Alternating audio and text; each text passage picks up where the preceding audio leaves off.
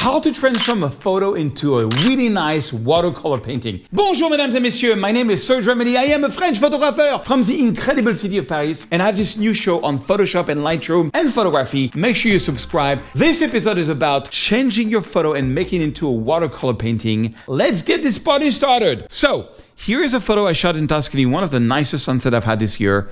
And I had this idea of making it into a really nice kind of canvas watercolor painting. So I'm going to give you brushes and I'm going to give you a little texture to do this. So the first thing you do, let's retouch this photo really quick. I'm going to open a shadow. I'm going to bring down the highlights, maybe not that much because I still want to get a bit of a glow. I'm going to hold on the option key. I'm going to crush my black. So remember in Lightroom, when you hold on the option key, what you see here in red, black is like 100% black data. It's no more information. I'm going to add a lot of contrast. Now for the sky, I think I want to go add a bit of, I want to add a lot of magenta, a lot of white, and then I want to go 16:9 on this one, 16:9. You have this little tool here where you have like 4:5. I like to go 16:9 because it's my computer screen.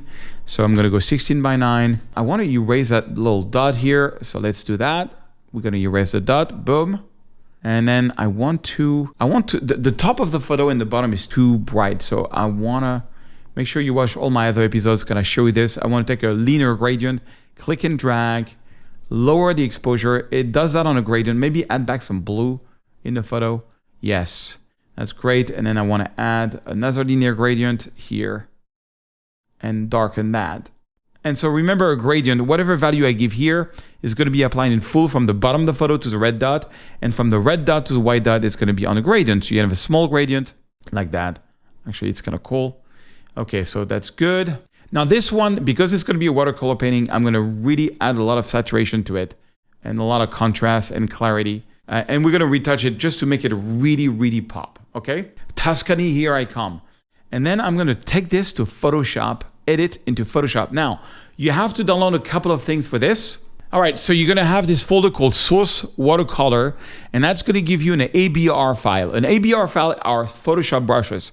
All you do is you double click on it to install it, and it's going to launch Photoshop. And what that's going to do is that it's going to install the brushes. But before we use the brushes, well, we need to create a canvas. So to create a canvas, I'm going to create a new layer by clicking the plus here.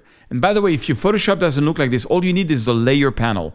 And if you don't have it, what you can do is you can go to Windows, Workspace, go to either Photography, where you should have the layer panel. And if you don't have it, you just can go to Windows, Layers, and make sure the layer is close to your image, and you're good to go.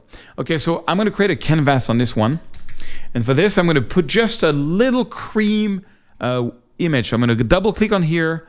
I'm going to go to my yellow and I'm going to find some very bright, clear, something like that. Or you can just type F8, F3DE, everything in small cap. I mean, honestly, any of these colors, F7, F3, Anyway, just take a cream color.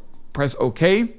Now, how do you put the color in there? Thank you for asking. You go to, this is the 4:1 color. You go to Edit, you go to Fill, and you fill with the 4:1 color and you press OK. So now we have like a canvas. This canvas I'm going to put below the photo. Okay, so it's under the photo. And then what I'm going to do is I'm going to go to File, Place Embedded, and then I'm going to go back to this source folder that I gave you, and you're going to take the watercolor texture PNG. Okay, that's just some like texture thing, and place it over the photo. Make sure you place it over the entire photo like this. Okay, and then you press Enter. Okay. Watercolor texture, and make sure you put this into overlay or soft light. Soft light is good too.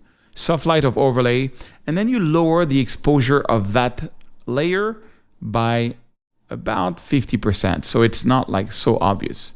Okay, but now we have to transform this photo into like a watercolor thing. So for this, we have to use a special old filter in Photoshop that only works on 8-bit images. So what does it mean? 8-bit, 16-bit is just how much data you have. For watercolor, we don't need 16. So we have to convert this whole file into an 8-bit. So you go to Image, Mode, and you go to 8-bit. If you do that, it's going to give you a whole bunch of old filters that used to exist in Photoshop, which are amazing. Okay, so now once you are there, you want to apply a filter. Now, before you apply a filter, you will see if you follow this YouTube channel, that's a good idea to turn your photo into a smart object first. because by doing it as a smart object, you can go and tweak the image. You can change the filter as much as you want. So first thing is you right click and you convert to a smart object. So now that's going to be a smart object. And check this out. Because we convert this into an 8-bit, if I go to filter, I have this filter gallery option that's available, which is only available if you've converted to 8 bits. Hey guys, make sure you subscribe to this channel. This is a new channel. It's not my old channel, because my next video, I'm going to give you some really cool rain brushes that you can add to your photo to add rain in your photo. So make sure you subscribe, you notify the bell so that you know when that video comes out. Okay, cool. So here we have it. And you can see there's different artistic things. The one you're going to be looking for is palette knife. I've already chosen, you got lots of different filters. That's going to give you a lot of different looks, like plastic wrap, neon glow. All of that is only available if you're in 8-bit. What we're looking for is palette knife. Palette knife is going to help, give basically a watercolor look to your photo. Okay? And then stroke size, I think it's a bit big on this one. You can choose a stroke size that when you want. Maybe I'm gonna make a big stroke size because watercolor is often big strokes. So I'm gonna make a big stroke size like this. So it does look like a bit of watercolor. And now I'm gonna press OK. And because it is a smart object, I can just go and double click the filter gallery and I can go back to this one. And I'm like, yeah, I went a little too far on my stroke size. So I'm gonna go down here a little bit to make it less big and press OK. And it's going to change that. And that's the whole point of having a smart object. Okay, now what we're going to do is we're going to make the photo disappear and reappear. So how do we make the photo disappear? We're going to create a black mask. And how you do that is you hold on the Option key or Alt key on Windows and you click on Layer Mask and boom, it created a black mask. And remember, black conceals, white reveals. Black conceals, white reveals. So because it's black, the whole photo now disappears. And check this out. Press B for brush. Let's go to the brush tool here. And now, so if your brush tool window might look something like this, might look different. So make sure you can make it big and make sure you have brush name, brush stroke, brush tip enabled. And then I'm going to go all the way down here. You see, I've already installed it a couple of times. Watercolor brushes, you see. You open this and this is going to be, I've already installed it 3 times. You only need it 1 time. And check this out. I'm going to take this brush here and I'm going to make it smaller. Remember, in Photoshop, any brush can be made smaller or bigger using the Control and Option key and you left click on your mouse and you can make it bigger or smaller.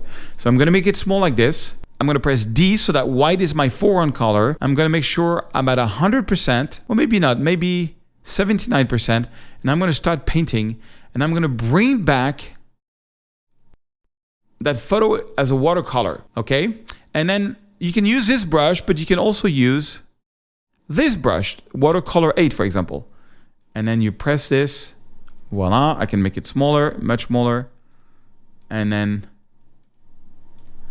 it really makes the photo appear like as a painting. It's really cool. Now, if you want to have some splashes, and make sure you use different brushes so that it doesn't look the same. If you want to have some splashes, you can use some of the splashes here. I got splashes. Make sure it's I'm going to make it small, and I'm going to add some splashes here, splashes there, and then you got a lot of brushes there. Let's use another spray brush. I'm going to here. I'm going to make them small, and any brush you can also go here and rotate the brush to make it look a bit different. And it looks like I really painted this now. Okay, and then I can finesse that even more with another spray. I'm going to make it small so that they don't look the same. And voila. And it looks like I sprayed something and it's watercolor.